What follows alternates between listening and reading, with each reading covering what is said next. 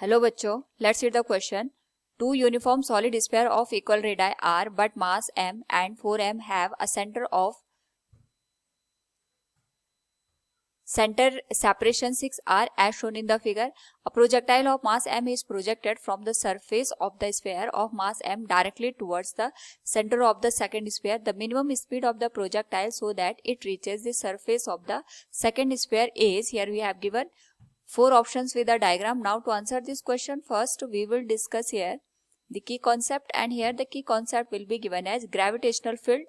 तो जब हम किसी भी मास के सराउंडिंग ग्रेविटेशनल फील्ड की बात करते हैं तो मास से किसी x डिस्टेंस पे अगर हमें ग्रेविटेशनल फील्ड की वैल्यू को फाइंड आउट करना होता है, it is given as F divided by mass m. यानी हमारे पास जो फोर्स होता है gravitational force between two mass particles, तो पर यूनिट मास पे जितना फोर्स एग्जिट करता है उसी को हम यहाँ पे ग्रेविटेशनल फील्ड का नाम देते हैं, which is given as G into जिस भी सोर्स के थ्रू हम यहाँ पे फील्ड फाइंड आउट कर रहे हैं उसका mass divided by x square. X is the distance from the given mass to the point where we have to find out the gravitational field. Second हम यहाँ पे यूज करेंगे कंजर्वेशन ऑफ एनर्जी का, यानी हमारे पास जो टोटल मैकेनिकल एनर्जी होती है वो कंजर्व रहती है. यानी हमारे पास जो पोटेंशियल एनर्जी होगी और जो हमारे पास यहाँ पे काइनेटिक एनर्जी होगी, इसका जो सम होगा दैट विल रिमेन्स कांस्टेंट. और अगर हम यहाँ पे ग्रेविटेशनल पोटेंशियल एनर्जी की बात करते हैं तो इस पर्टिकुलर केस में हमारे पास जो ग्रेविटेशनल पोटेंशियल एनर्जी होती है it is -G into m1 into m2 divided by r. r is a distance between two given particle. Now according to the given question हमारे पास यहाँ पे दो मासेस दे रखे हैं. एक तो m यहाँ पे मास दे रखा है, दूसरे स्फीयर का मास 4m के बराबर है. तो हमसे पूछा गया है कि यहाँ पे हम एक मास को थ्रो करते हैं और यहाँ पे इस तरीके से हमें थ्रो करना है ताकि वो दूसरे के ग्रेविटेशनल फील्ड में एंटर कर जाए. तो यहाँ पे हम सबसे पहले एक ऐसा पॉइंट कंसिडर करते हैं जहाँ पे हमने अगर मास m को थ्रो किया है तो उसकी वेलोसिटी 0 के बराबर हो जाए. यानी अगर हम इसको v से यहाँ पे थ्रो कर रहे हैं तो सपोज वो p पॉइंट पे जाके इसकी वेलोसिटी 0 के बराबर हो जाती है. और जैसे ही p पॉइंट पे जाके इसकी वेलोसिटी 0 के बराबर होगी तो जो दूसरा स्फीयर हमने यहाँ पे यूज किया है इसका ग्रेविटेशनल फील्ड यहाँ पे एक्ट करेगा और उस ऑब्जेक्ट को अपनी ओर यहाँ पे अट्रैक्ट कर लेगा. तो सबसे पहले हम ये देखेंगे कि जो ये P पॉइंट है ये हमारे पास यहाँ पे दोनों स्फीयर से कितने डिस्टेंस पे एग्जिस्ट कर रहा है. तो हम ये मान के चलते हैं जो फर्स्ट स्फीयर है इससे ये x डिस्टेंस पे लाई कर रहा है. P पॉइंट को हम यहाँ पे न्यूट्रल पॉइंट कहेंगे. न्यूट्रल पॉइंट का मतलब ये हो गया कि यहाँ पे हमारे पास जो नेट ग्रेविटेशनल फील्ड की वैल्यू है वो 0 के बराबर है. और यहाँ पे 0 होने का मतलब ये हो गया कि जो दोनों का यहाँ पे हमारे पास ग्रेविटेशनल फील्ड होगा एक दूसरे को कैंसिल आउट कर देगा. तो हम यहाँ पे न्यूट्रल पॉइंट की डिस्टेंस को फाइंड आउट करने के लिए सबसे पहले इनके बीच की डिस्टेंस देख लेते हैं. तो एक से डिस्टेंस x आ गई तो दूसरे से जो डिस्टेंस होगी वो 6r माइनस x के बराबर होगी. तो वी कैन से हियर जो ग्रेविटेशनल फील्ड आएगा, अगर मैं इसको इवन से इंडिकेट कर रही हूँ, that will be equal to E2. इसकी वैल्यू आ जाएगी फर्स्ट स्क्वायर की वजह से, दैट विल बी गिवन है G इंटू मास दे रखा है m के बराबर और डिस्टेंस आ जाएगी x के बराबर, that will become x square. दूसरे का जो ग्रेविटेशनल फील्ड है ये आ जाएगा हमारे पास G इंटू इसका जो मास है 4m के बराबर है और जो डिस्टेंस आएगी that will become 6r minus x का होल स्क्वायर. सिमिलर टर्म यहाँ पे कैंसिल हो जाएंगे हमारे पास. तो जो वैल्यू बचेगी that will be given as 1 upon x square equals 4 divided by 6r minus x का होल स्क्वायर. नाउ यहाँ पे अगर दोनों साइड का स्क्वायर रूट कर दें तो ये बन जाएगा 1 upon x equals 2 divided by 6r minus x. Solve करने पे ये वैल्यू बनेगी 6r minus x equals 2x. तो यहाँ पे माइनस x को राइट हैंड साइड ले जाने पे 3x बन जाएगा एंड जो वैल्यू निकल के आएगी 3x की दैट विल बिकम 6r. यानी x की जो वैल्यू होगी ये हमारे पास 2r के बराबर होगी. तो हम यहाँ पे कह सकते हैं हमारे पास जो फर्स्ट स्फीयर है उसके सेंटर से 2r डिस्टेंस पे और यहाँ पे हमारे पास जो सेकेंड स्फीयर है उससे 4r डिस्टेंस पे जो न्यूट्रल पॉइंट है वो लाई करेगा. So we can say here P neutral point will be at a distance of 2r from first sphere, यानी जिसका मास हमने यहाँ पे m के बराबर माना है, और जो सेकंड स्फीयर है अगर हम उसके करस्पॉन्डिंग यहाँ पे बात करें and it will be at a distance of 6r minus 2r. तो ये हमारे पास जो वैल्यू होगी दैट विल बिकम 4r. तो यहाँ पे हम लिख सकते हैं and it will be at a distance of 4r from second sphere, जिसका मास यहाँ पे 4m के बराबर है। तो अकॉर्डिंग टू द क्वेश्चन सबसे पहले हमने न्यूट्रल पॉइंट को कंसिडर कर लिया। नाउ इस न्यूट्रल पॉइंट पे हमारे पास यहाँ पे जो टोटल ग्रेविटेशनल फील्ड है वो तो 0 हो गया।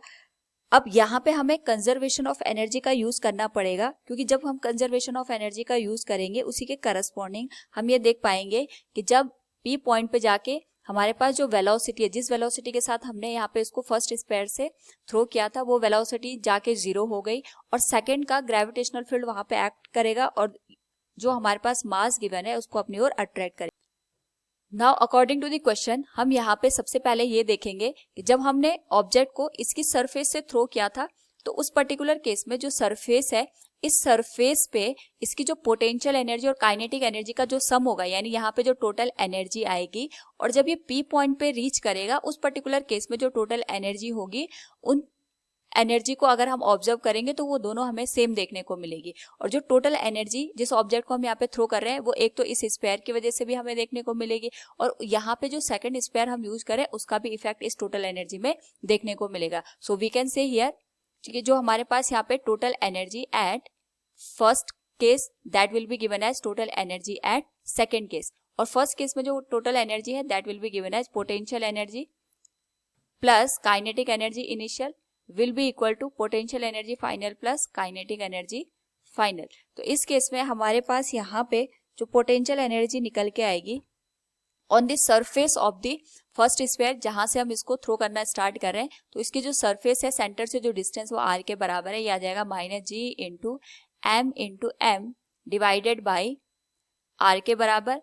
एंड जो हमारे पास यहाँ पे काइनेटिक एनर्जी आएगी इस सरफेस के लिए वो हाफ mv² हो जाएगी। साथ में यहाँ पे जो हम ऑब्जेक्ट को थ्रो कर रहे हैं उस पे सेकंड जो स्फीयर हमारे पास यूज किया गया उसका भी पोटेंशियल एनर्जी का इफेक्ट आएगा। So it will be given as -g into 4m into m divided by हमारे पास जो टोटल डिस्टेंस आएगी इसके सेंटर से इसके सेंटर की डिस्टेंस 6r के बराबर है। तो यहाँ पे इसके सेंटर से इसके सरफेस तक की जो डिस्टेंस होगी वो यहाँ पे 5r के बराबर होगी। सो it will B divided by 5r equals जो न्यूट्रल।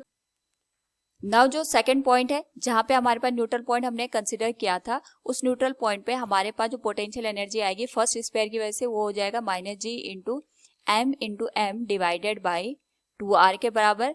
एंड जो सेकंड हमारे पास यहाँ पे स्फीयर है उसकी वजह से जो पोटेंशियल एनर्जी आएगी that will B -g into 4m into m divided by 4r, क्योंकि यहाँ पे न्यूट्रल पॉइंट है, वेलोसिटी 0 है, तो जो काइनेटिक एनर्जी की वैल्यू होगी वो 0 के बराबर होगी। नाउ यहाँ से अगर हम इस पूरी इक्वेशन को सॉल्व करें तो वी कैन से हमारे पास यहाँ से जो वैल्यू निकल के आएगी that will be given as -9g into m into small m divided by 5r plus half m into v² will be given as -3 into g into capital M into small m divided by 2r। Now यहाँ से अगर हम बात करें, हमें v की value find out करनी है, half mv² will be given as g into m into small m divided by r will be given as -3/2 plus 9/5। और यहाँ से अगर हम सिमिलर टर्म को कैंसिल कर दें तो ये आ जाएगा half v² equal g into capital M divided by r, this will be 3/10। And यहाँ पे ये आ जाएगा 2 5 जा 10, दोनों साइड का स्क्वायर करने पे हमारे पास जो वेलोसिटी की वैल्यू आएगी v minimum that will be given as square root of 3/5 into g into capital M divided by r। So from the given question we can say here the minimum speed of the projectile so that it reaches the surface of the second sphere will be square root of 3 divided by 5 gm divided by r. Option C will be the right answer. Hope all you understood it. Thank you and best of luck.